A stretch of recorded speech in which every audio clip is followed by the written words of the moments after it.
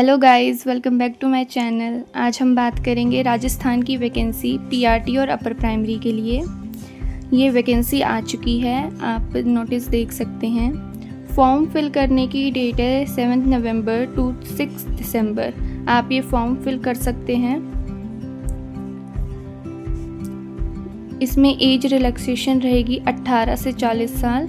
जिनकी भी एज 18 है और 40 तक है वो फॉर्म भर सकते हैं। इसमें वैकेंसी आई है पीआरटी और अपर प्राइमरी की।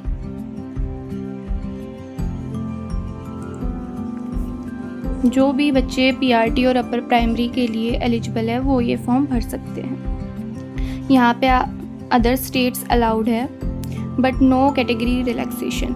आप सब जो अदर स्टेट से, जो राजस्थान से बिलोंग नहीं करते हैं, वो भी इस फॉर्म को भर सकते हैं। बट आपको कैटेगरी रिलैक्सेशन जैसे एससी, ओबीसी या एसटी ये रिलैक्सेशन नहीं मिलेगा। आप इस टाइम जर्नल में काउंट होगे।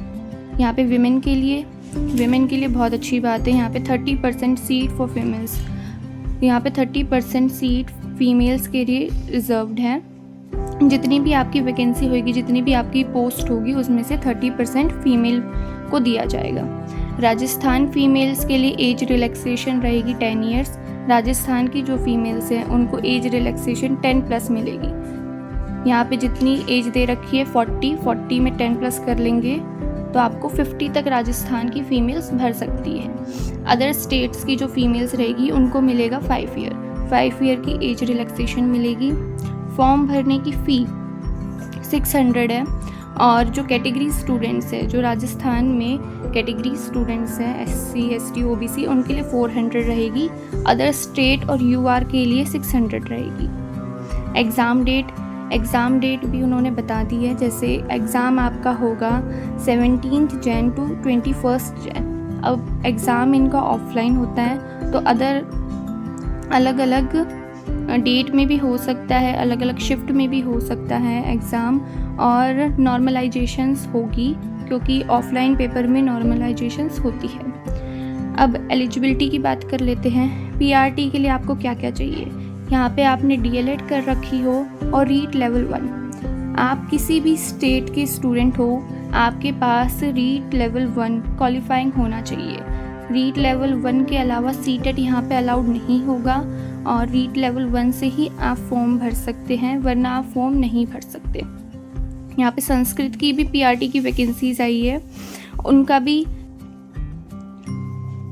संस्कृत उनके सब्जेक्ट में होना चाहिए और यहाँ पे भी लेवल 1 आपका क्वालिफाइंग होना चाहिए। 6 to 8 की भी वैकेंसी है। 6 to 8 में आपके पास ग्रेजुएशन होनी चाहिए, डीएलएड होना चाहिए और रीट लेवल 2 होना चाहिए। यहाँ पे बीएड और बीएलएड वाले बच्चे भी अलाउड हैं। अब हम देख लेते हैं पोस्ट कितनी है। संस्कृत पीआरटी, जो बच्चे संस्कृत पीआरटी के लिए भरेंगे 187 पोस्ट है। 187 post Sanskrit PRT. Normal PRT या कॉमन पीआरटी जो सभी सब्जेक्ट्स में कॉमन सामान्य पीआरटी में काउंट होंगे 449 + 5000। आपकी इतनी वैकेंसीज रहेगी पीआरटीज़ की। अब आगे देखते हैं 6 to 8 पोस्ट कितनी है। 2123 पोस्ट है 6 to 8 के टीचर्स के लिए। पेपर 1 300 मार्क्स का। अब आपका जो भी पेपर होगा, चाहे वो संस्कृत के लिए हो, पीआरटी के लिए हो या 6 to 8 के लिए हो, 300 मार्क्स का आपका पेपर होगा फॉर ऑल स्टूडेंट्स। यहाँ पे एग्ज़ाम पैटर्न देख लेते हैं। 150 क्वेश्चन होंगे। एक क्वेश्चन आपका 2 मार्क्स का होगा और आपको यहाँ पे नेगेटिव मार्किंग भी देखने को मिलेगी। 1/3 नेगेटिव मार्किंग होगी और आपका पेपर ऑफलाइन होगा।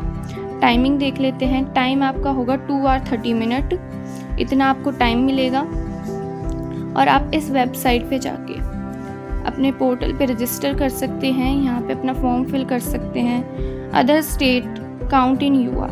अब जो भी अदर स्टेट के बच्चे हैं उनको जर्नल में काउंट होगा, उनका कैटेगरी सर्टिफिकेट नहीं लगेगा, ना ही उन्हें रिलैक्सेशन मिलेगा। तो आप यूआर में काउंट होंगे और आप कोई भी अभी रिलैक्सेशन का फ़ायदा नहीं उठा सकते। मेन इम्पॉर्टेंट बात यही है कि आपके पास रीट लेवल 1 या रीट लेवल 2 क्वालिफाइंग होना चाहिए। इसके अलावा आप CTET के साथ फॉर्म नहीं फिल कर सकते। रीट आपके पास होना चाहिए। रीट आपका एक बार 2022 में हुआ है और 2025 में हुआ है। इनमें से आपके पास कोई भी क्वालिफाइंग रीट होगा तो आप फॉर्म फिल कर सकते हैं, वरना आप ये फॉर्म फिल नहीं कर सकते। अगर आपको ये वीडियो पसंद आई हो तो प्लीज़ लाइक करें, सब्सक्राइब करें एंड चैनल को फॉलो करें। अगर कोई भी आपको डाउट रहता है तो प्लीज़ कमेंट करें। I will surely reply your comment.